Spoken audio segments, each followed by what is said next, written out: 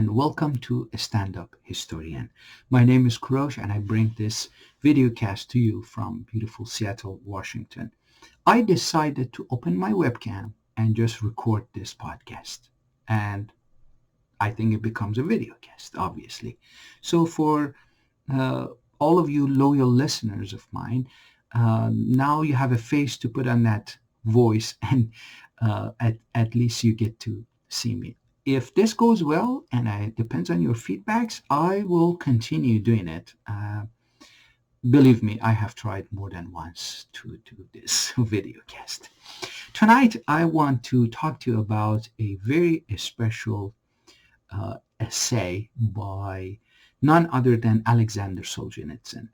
It's a 2-volume essay or book. It is called 200 Years Together. And it's the history of Jewish people living among Russians in Russia and the experiences these both had during this 200 years, all the positives and negatives of the history of living these two people together. What's very amazing is that you cannot find an English translation of this essay anywhere. It doesn't exist. You can find it in German, you can find it in French and Italian, but no English. So it's very, very odd, and it's puzzling why you can't find this in English.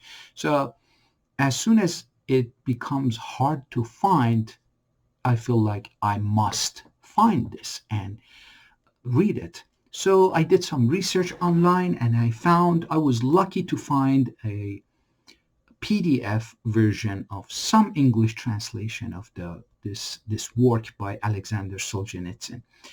And there are some issues with translation. This is not the whole book, obviously, but it gives you a lot of information as what's in the book.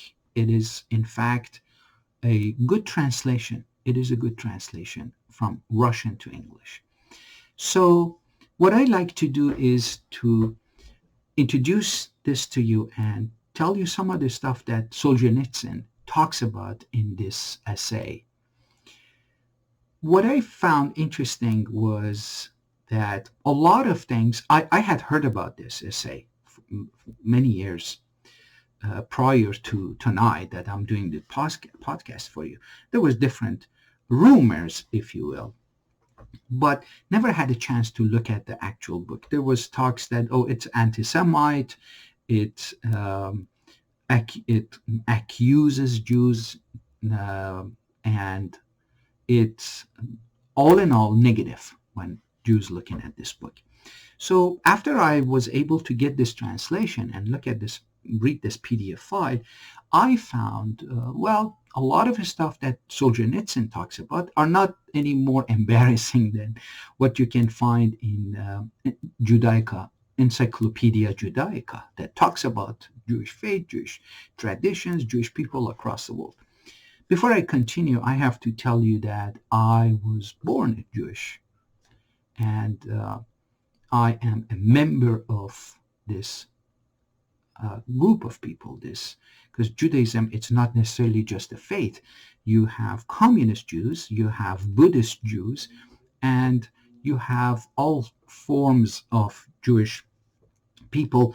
But one thing that's in common and brings everybody together is the fact that you belong to this ethnicity. So when I talk about this, if there is anything that maybe sounds a little bit out there, I allow myself to talk about it because I belong to this group. And it seems like these days it's an unwritten, unspoken rule that you have to follow. I can talk about my people, but if I talk about other people, they will call me names. Let's leave it at that. So Solzhenitsyn, in his 200 Years Together essay, he mentions names, he brings numbers and facts, and the most important thing to remember is he was a very meticulous writer, especially in in his historical work. A lot of people that he talks about and he mentions their names, he knew either personally or he had very good sources to bring those quotes from these people and the numbers, and he always did his due diligence before referencing anything. So the book is very solid when it comes to references and information and truth about this book. And the first part of the book, he talks about um, history of Jewish people there, what happened with Jews, and how they settled in different villages, different cities, under different kings and under different rulers in across different areas of Russia, how much freedom they had, what they could do and what they couldn't do, what they could own or they couldn't own. And it goes through details and brings a lot of documents that shows how these people lived in Russia. But one thing to keep in mind is that you may ask yourself, how did Jews get to Russia?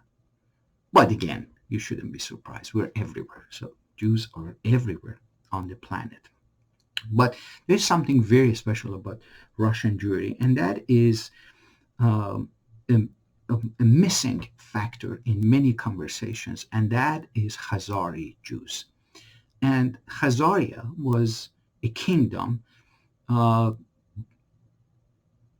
between Black Sea and Volga, and it covered large areas of northern Caspian Sea. And in fact, it was a uh, huge kingdom, which in around 740 AD, these people, including their king, their military brass, and all the government authorities, they all converted to Judaism and they became Jewish. So the interesting thing is these are not Semitic people. Based on the geographical area that they lived, they are Caucasians. And this is a very important question to ask. So if we consider these Caucasian people, they converted to Judaism, then the label of anti-Semitism becomes very irrelevant, because a lot of Jews, they could find their roots back in Eastern Europe, and Eastern Europe definitely Khazaria and people they lived, and this kingdom they converted to Judaism. So a lot of Jewish population in Eastern Europe are people from Khazaria. So I will tell you about Khazari Jews in another episode of Stand-Up Historian. So when we are talking about Jews in Russia or Eastern Europe, keep that in mind. Although there has been Palestinian people coming, Jewish people coming from Palestine or Middle East to that area is also recorded, and we know that they moved there, and some from Persia, because there was a large population of them. They moved north and they resided in that area. But that's where the Jews are coming from in Russia. So the biggest problem that Solzhenitsyn talks about is, and I'm just trying to, I'm reading this book, I'm trying to find out why this book doesn't have a translation in English. What's wrong here?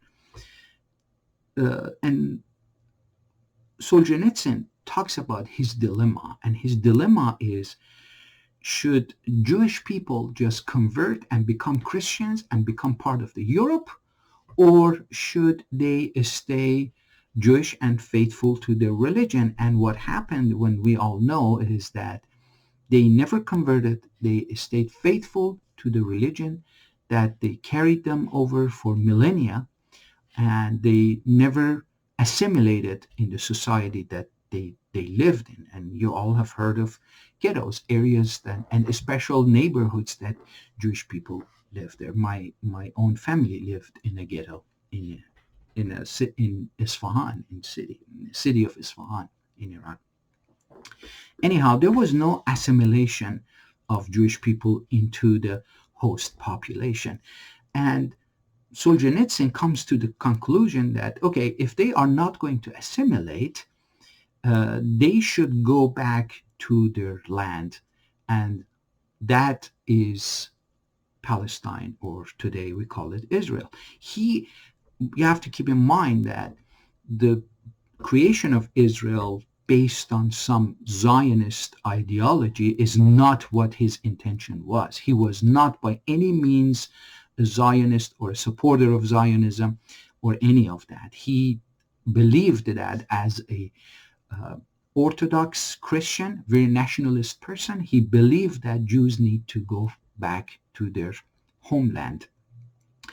And as he goes through the history of Jewish people there, he talks about several different time frames and how Jews affected the Russian culture and country. And the most important part that I like to touch upon is the Bolshevik Revolution of 1917 and the takeover of Russia by the communists. He mentions that although there was only 4% of Russian population communist, a large number of these Jewish people participated in Bolshevik Revolution and supported communist regime. And most famous is Leon Trotsky, and many others. In fact, he talks about how Jews participated in the revolution and after the revolution in establishment of communist organization across the Russia, and they headed very important communist organizations.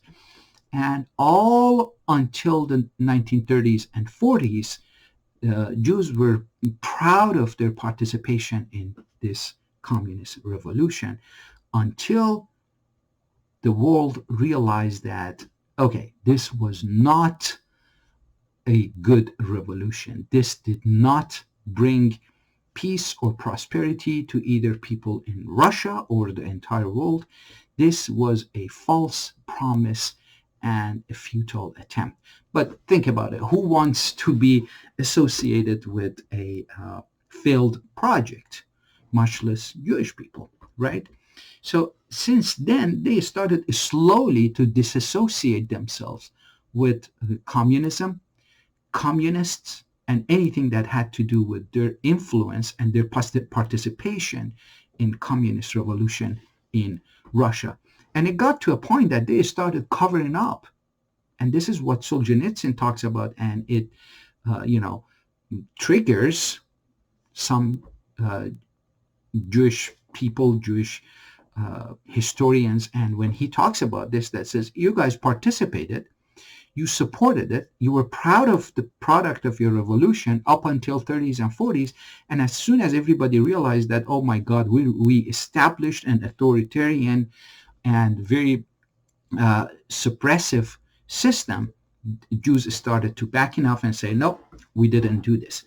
And the cover-ups that followed, and also attacks on people that they talked about Jewish participation in communist Russia and calling them anti-Semite. But as I mentioned, it's very hard to call someone anti-Semite unless you know that they are Semitic Jews and they're not Caucasian Jews. So that's one part that he talks about. But here's the interesting things. Solzhenitsyn said Jews need to go back to their homeland, to Haaretz, the land. And over 1 million Jews eventually migrated to Israel. But these Jews, they took their Judaism, their version of Judaism, with them to Holy Land, to Israel. They considered themselves culturally superior to the rest of the Jews. Jews from Middle East, Jews from Africa, wherever they came. So Russian Jews are superior. They are patrons of concerts and major events and art exhibits and stuff like that. And there are also talks that they don't believe in circumcision, which is very important for Jews. At the 7th day of after a boy is born, they have to do this tradition of circumcision. And they also want to eat pork. Where do you get pork? And according to Talmudic teachings, the hooves of pig cannot touch the Holy Land. So to solve the problem and make sure that we have this Jewish Russian Jews live here and participate in Israeli economy and society, there are farms in remote places, and the farm is covered with platforms at least 6 inch high, so the hooves of pig never touches the ground. But nevertheless, they produce pork, and and it's mostly Russians that they consume it, Russian Jews. So what was a Jewish question for Russians today seems like Russian question for Jews in Israel. And the other areas that he also talks about is participation of these groups of Jewish people in bringing communism didn't end there, and they continued their support for communist system in Russia. Even Marx never predicted Russia to be the first country to become communist, because he said communism cannot happen, Marxism cannot happen in an industrial backward country or in an agricultural country. So the first one, he meant Russia at the time. And the second one, agriculture economy such as China. And he was dead wrong, because they both became communist countries, and at least China is still in name a communist country. The first country that he predicted would be a communist country was United Kingdom. And he said, yeah, Britain has the wealth to become a communist country and a strong proletariat, because if there's no money, there's nothing to redistribute. The egalitarian idea of Marxism goes out the door. And Marx was hoping that United Kingdom, followed by United States, they become communist, and these two will establish international communism, but it didn't happen. So the question is, what if this experiment was successful? Would the Jews still consider that an embarrassment that they participated in communist revolution or not? As you know, many Jewish philosophers and thinkers, they have leftist ideologies, and they support ideas of communism and socialism. And one of the things that Solzhenitsyn talks about that in his book is the damage was done to Russian people for the participation of this people, but then they washed their hands and they said, no, we didn't do this. In other parts of the book, he talks about something.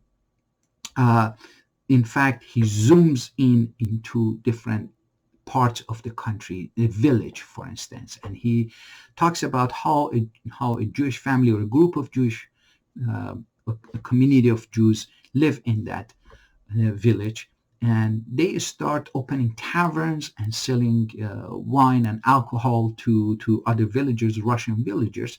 And if they don't have the money to pay them, they open a tab for them. And when it's the harvest time, those poor people need to get whatever portion of the harvest belongs to them.